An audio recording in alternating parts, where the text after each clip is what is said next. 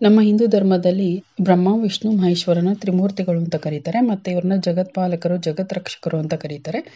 ಅದರಲ್ಲಿ ಶಿವನನ್ನ ಸೃಷ್ಟಿಕರ್ತ ಲಯಕಾರಕ ಅಂತ ಕರೀತಾರೆ. ಶಿವನಿಯನ್ನು ಪೂಜಿಸೋದ್ರಿಂದ ನಮಗೆ ಸಾಕಷ್ಟು ಭಾಗ್ಯಗಳು ದೊರೆಯುತ್ತೆ ಅಂತ ಹೇಳ್ತಾರೆ.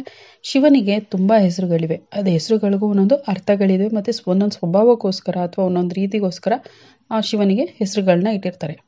ನಾನು ಈ ವಿಡಿಯೋದಲ್ಲಿ ಶಿವನ 108 ಹೆಸರುಗಳು ಮತ್ತು ಅದರ ಅರ್ಥಗಳನ್ನ ತಿಳಿಸ್ಕೊಡ್ತೀನಿ. ಅದಕ್ಕೂ ಮುಂಚೆ ಯಾರು ನನ್ನ ಚಾನಲ್ನ ಸಬ್ಸ್ಕ್ರೈಬ್ ಮಾಡದೆ ನೋಡ್ತಾ ಇದ್ದೀರಾ ಅವರು ಸಬ್ಸ್ಕ್ರೈಬ್ ಮಾಡ್ಕೊಳ್ಳಿ. ಹಾಗೆ ವಿಡಿಯೋಗೆ ಒಂದು ಲೈಕ್ ಮಾಡಿ ಮತ್ತು ಶಿವನ ಭಕ್ತರು ಓಂ ನಮಃ ಶಿವಾಯ ಅಂತ ಕಮೆಂಟ್ ಮಾಡಿ. ಬನ್ನಿ ಶಿವನ 108 ಹೆಸರುಗಳು ಮತ್ತು ಅದರ ಅರ್ಥಗಳನ್ನು ತಿಳಿಯೋಣ. ಮೊದಲನೇದು ಅಶುತೋಷ, ಎಲ್ಲ ಆಸೆಗಳನ್ನು ತಕ್ಷಣವೇ ಪೂರೈಸುವವನು. ಎರಡನೇದು ಆದಿಗುರು, ಮೊದಲ ಗುರು.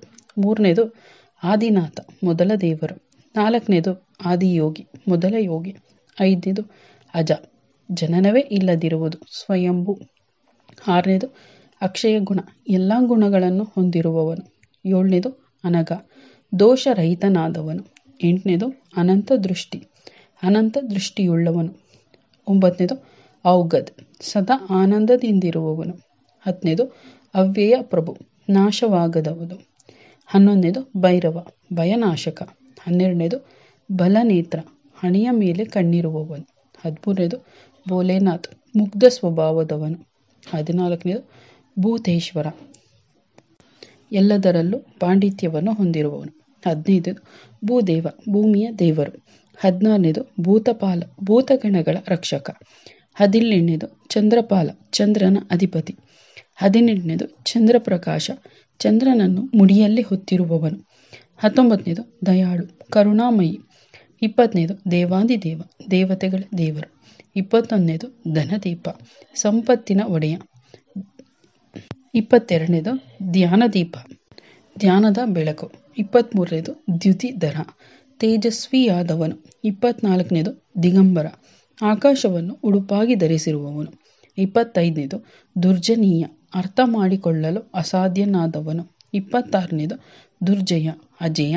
27ನೇದು ಗಂಗಾಧರ, ಗಂಗಾ ನದಿಯ ಅಧಿಪತಿ. 28ನೇದು ಗಿರಿಜಾಪತಿ, ಗಿರಿಜಾಪತ್ನಿ. 29ನೇದು ಗುಣಗ್ರಾಹಿ, ಗುಣಗಳನ್ನು ಸ್ವೀಕರಿಸುವವನು. 30ನೇದು ಗುರುದೇವ, ಶ್ರೇಷ್ಠ ಗುರು.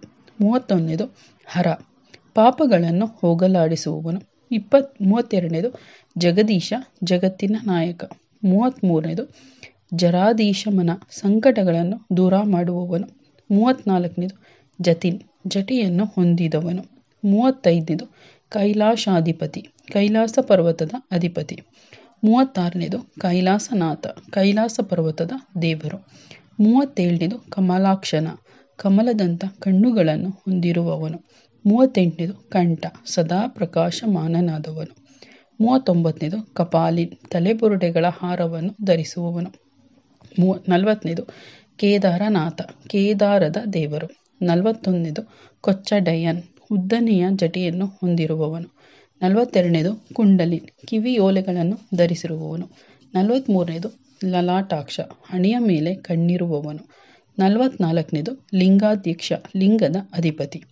45ನೇದು ಲೋಕಂಕರ, ಎಲ್ಲ 3 ಲೋಕಗಳ ಸೃಷ್ಟಿಕರ್ತ. 46ನೇದು ಲೋಕಪಾಲ, ಜಗತ್ತನ್ನು ನೋಡಿಕೊಳ್ಳುವವನು. 47ನೇದು ಮಹಾಬುದ್ಧಿ, ವಿಪರೀತ ಬುದ್ಧಿವಂತಿಕೆ ಹೊಂದಿರುವವನು. 48ನೇದು ಮಹಾದೇವ, ದೇವರುಗಳಲ್ಲೇ ಶ್ರೇಷ್ಠ ದೇವರು. 49ನೇದು ಮಹಾಕಾಲ, ಕಾಲದ ಅಧಿಪತಿ. 50ನೇದು ಮಹಾಮಾಯ, ಮಾಯೆ ಅಥವಾ ಭ್ರಮೆಯನ್ನು ಸೃಷ್ಟಿಸುವವನು. 51ನೇದು ಮಹಾಮೃತ್ಯುಂಜಯ, ಸಾವನ್ನು ಗೆದ್ದವನು. 52ನೇದು ಮಹಾನಿಧಿ, ದೊಡ್ಡದಾದ ನಿಧಿ ಹೊಂದಿದವನು.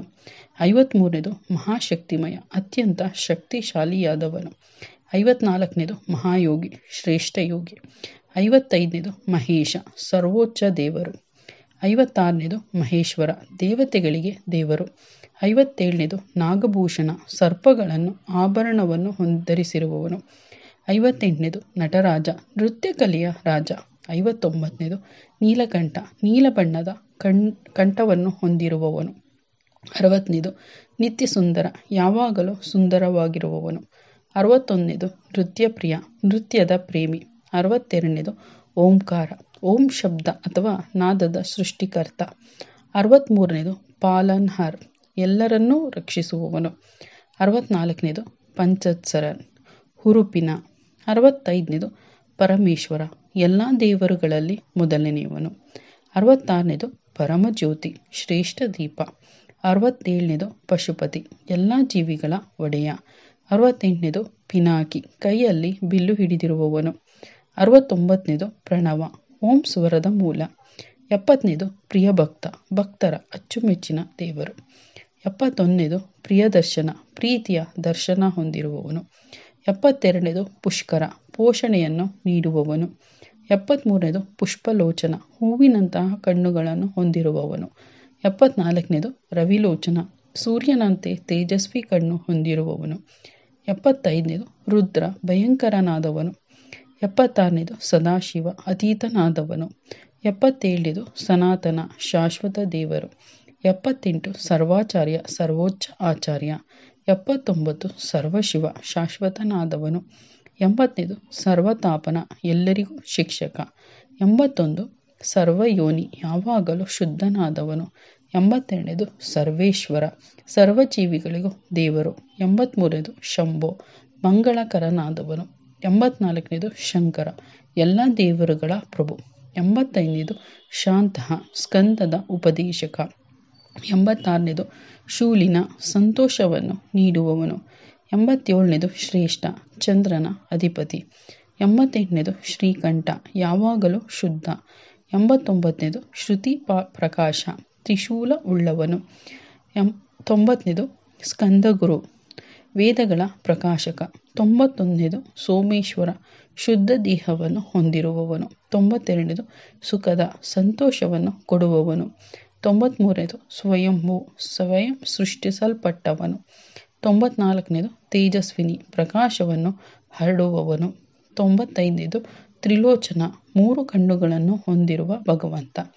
96ನೇದು ತ್ರಿಲೋಕಪತಿ, ಎಲ್ಲ 3 ಲೋಕಗಳಿಗೂ ಒಡೆಯನಾದವನು. 97ನೇದು ತ್ರಿಪುರಾರಿ, ತ್ರಿಪುರ, ಲೋಕದ ನಾಶಕ. 98ನೇದು ತ್ರಿಶೂಲಿನ್, ಕೈಯಲ್ಲಿ ತ್ರಿಶೂಲವನ್ನು ಹಿಡಿದವನು. 99ನೇದು ಉಮಾಪತಿ, ಉಮೆಯ ಪತಿ. 100ನೇದು ವಾಚಸ್ಪತಿ, ಮಾತಿನ ದೇವರು. 101ನೇದು ವಜ್ರಹಸ್ತ, ಕೈಯಲ್ಲಿ ಸಿಡಿಲು ಹಿಡಿದವನು. 102ನೇದು ವರದ, ಬೇಡಿದ ವರ ಕೊಡುವವನು. 103ನೇದು ವೇದಕರ್ತ, ವೇದಗಳನ್ನು ರಚಿಸಿದವನು. 104ನೇದು ವೀರಭದ್ರ, ಜಗತ್ತಿನ ಒಡೆಯ. 105ನೇದು ವಿಶಾಲಾಕ್ಷ, ವಿಶಾಲ ಕಣ್ಣುಗಳನ್ನು ಹೊಂದಿದವನು. 106ನೇದು ವಿಶ್ವದ ನಾಯಕ. 107ನೇದು ವಿಶ್ವನಾಥ, ವಿಶ್ವಕ್ಕೆ ಒಡೆಯ. 108ನೇದು ವೃಷಭ ವಾಹನ, ನಂದಿಯನ್ನು ತನ್ನ ವಾಹನವನ್ನಾಗಿ ಹೊಂದಿರುವವನು. ಇದಿಷ್ಟು ಶಿವನ 108 ಹೆಸರುಗಳು ಮತ್ತು ಅದರ ಅರ್ಥಗಳು. ಈ ವಿಡಿಯೋನ ಇಷ್ಟ ಆಗಿರೋ ಲೈಕ್ ಮಾಡಿ, ಹಾಗೆ ನನ್ನ ಚಾನಲ್ ಇನ್ನು ಯಾರು ಸಬ್ಸ್ಕ್ರೈಬ್ ಮಾಡದೆ ನೋಡ್ತೀರೋ ಅವ್ರು ಸಬ್ಸ್ಕ್ರೈಬ್ ಮಾಡ್ಕೊಳ್ಳಿ. ಹಾಗೆ ಓಂ ನಮಃ ಶಿವಾಯ ಅಂತ ಕಮೆಂಟ್ ಮಾಡಿ. ಕೇಳಿದ್ದಕ್ಕಾಗಿ ಧನ್ಯವಾದಗಳು.